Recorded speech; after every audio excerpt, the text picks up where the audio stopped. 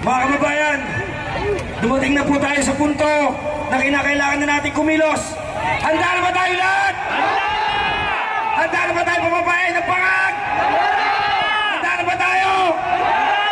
Handa na tayo? Mula rito, tayo ay lalakad sa palasyo ng Malacanang. Doon ang daan! Doon ang daan!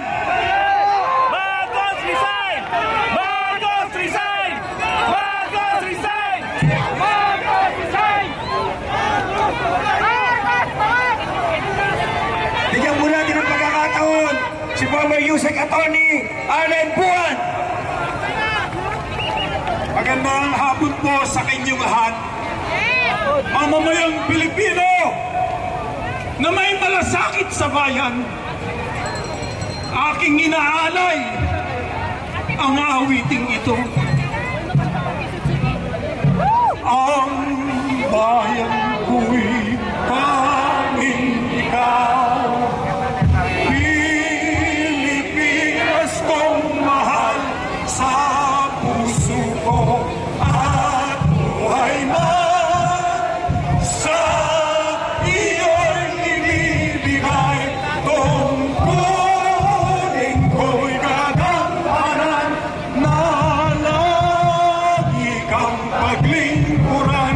Ang laya mo'y babantayan, Pilipinas kong ina. Mga kababayang Pilipino na nagmamahal sa ating bansa, aking hinihimok na tayo ay magkaisa at sumigaw na Marcos resign! Marcos resign! Marcos resign! Marcos resign! Marcos resign! Marcos resign! Marcos resign! Marcos resign! Marcos! Ikaw ang dahilan sa sakit ng bayan ngayon. Kung baka ikaw ay isang kanser.